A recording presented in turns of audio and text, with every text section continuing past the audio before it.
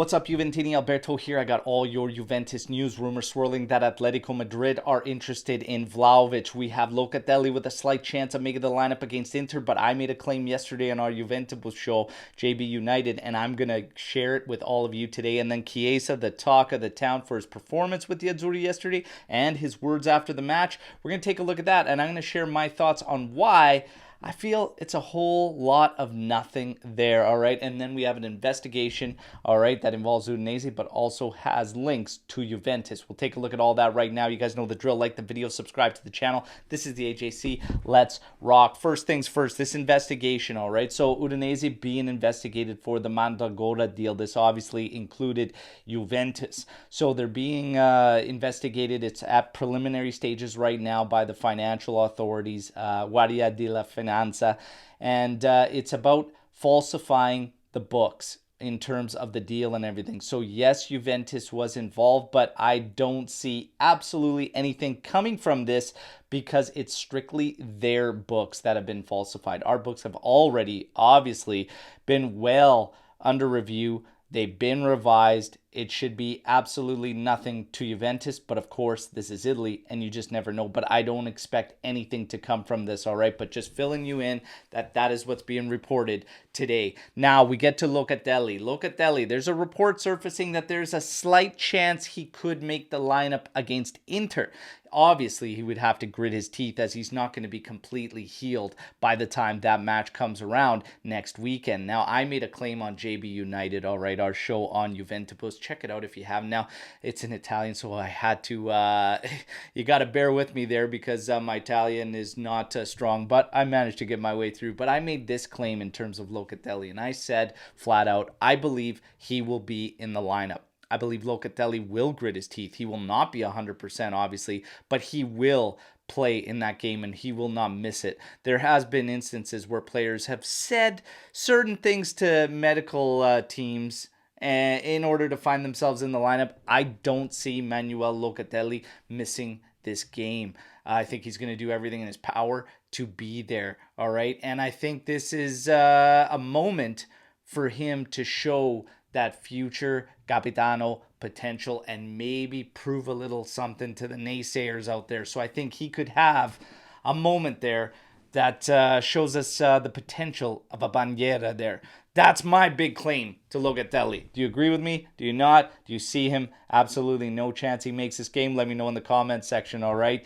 Now, as far as the Inter game goes, we've got Kostic. Kostic loves himself a Derby d'Italia. 4 games last season against them, and he had 3 goal contributions in them. His is going to be a matchup we're going to look to exploit. He has had good success against Dumfries there, and we'll need him to have a strong showing. On the other side, watching DiMarco, you all know that's where I want McKennie, but McKennie most likely to be in the midfield. Still some rumblings that Hans Nicolucci Caviglia could find himself there, but Rabiot still slated to be the name that's ahead of the defense. What Max will do, who knows? But for me, I think Locatelli will be there. Sandro and Weah, they are returning to full training on Monday, okay? So everything going according to plan there for Max Allegri, and those 2 players should be available against Inter. However, I think the only one out of the 2 that might get in that lineup is Timothy Weah, but I would still expect Cambiaso to be used, keeping him out of the lineup. That's just what I feel.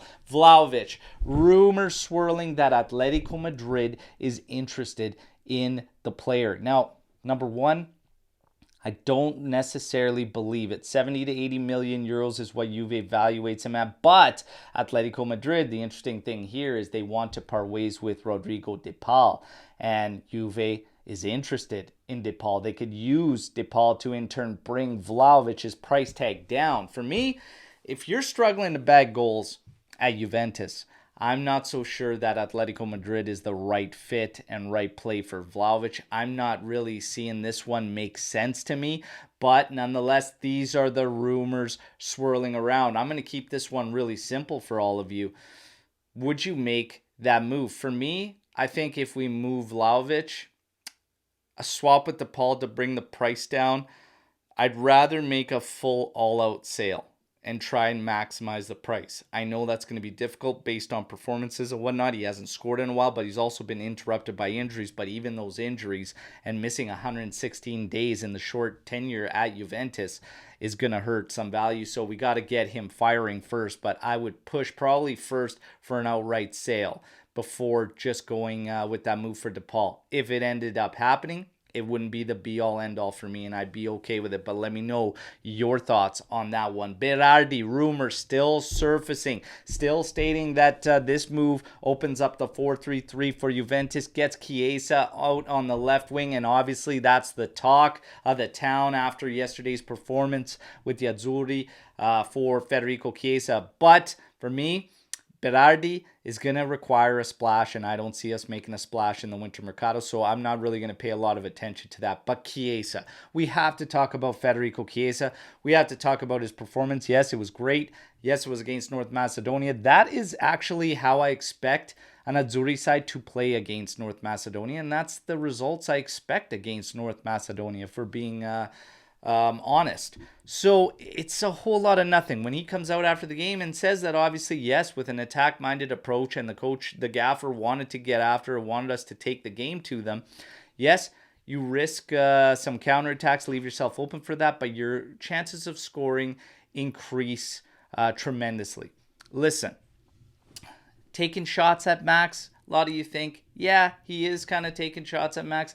I think he's just stating the obvious. I think there's a whole lot of nothing here. Obviously, attack-minded players are going to like playing like that, foot on the throttle and whatnot. However, against Ukraine on Monday, I don't think he's going to find so much space, so much time and everything, and be enjoying the game so much. But what's going to happen is he's going to understand it, all right? There's always two sides on the pitch. And furthermore, with Juventus, this is... I started talking about this a little while ago, and all of you thought I was changing my mind on Allegri. I'm not changing my mind on how I feel about Max Allegri, because ultimately I do believe we need to fight for more share of possession and get the ball back quicker. But I think that comes down to our midfield, where I think we are seriously lacking. All right. However, if we're talking about Federico Chiesa and being starved at Juventus, I hardly think that's the case, all right? In about 780 odd minutes for Juventus, he's registered about 19 opportunities, okay? 19 shots, and 11 of them being on target. Compared to the leading goal scorer in the Capocannoniere race, okay? Lautaro Martinez has played 985 minutes, and he's got 16 opportunities on target out of 26 total shots. I don't think Chiesa's far off. And in 2 games, missing about 2 games worth of time in comparison, I think he probably hits that. Now, we look at games like Fiorentina, which are absolutely frustrating, but for me, a lot of it comes down to that back line and just pushing it forward a bit, and our midfield. Our midfield increasing the pressure, winning that ball back, and being better in ball retention. But there are going to be games like that kind of skew our minds and everything. But when you look at the numbers and you look at the goals average, okay, we're right up there.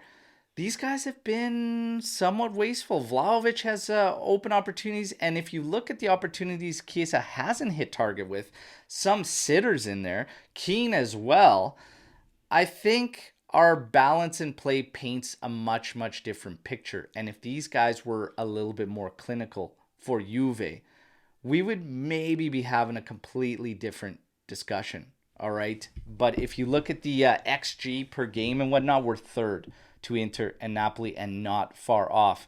This is, things we have to consider.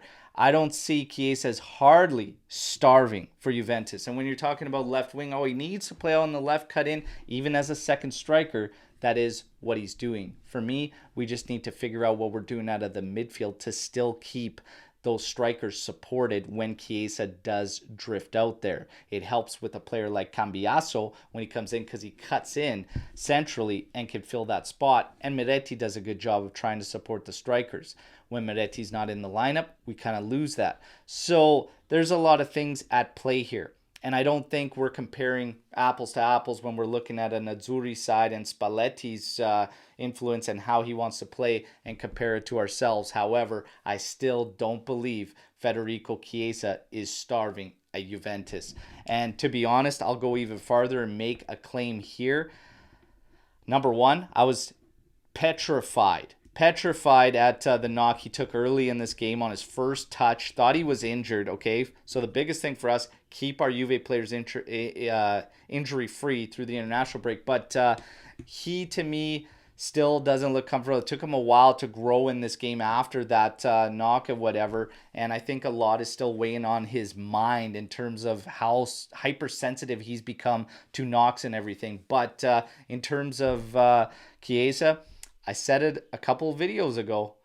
Maybe Juve's got some doubts there, all right? But even with Vlahovic, I think one of these guys is leaving at the end of this season. Agree or disagree? Let me know in the comment section. All right, this wraps up your daily update video today. I will keep you in line and up to date with all the news as we get closer to that crucial matchup November 26th against Inter. You guys know the drill. Like the video, subscribe to the channel. Let me know what you think. If you disagree with me or agree with me on some of these points, all right? Can't wait to mix it up with you all. As always, no matter what, fino alla fine, forza Juve. Ciao tutti.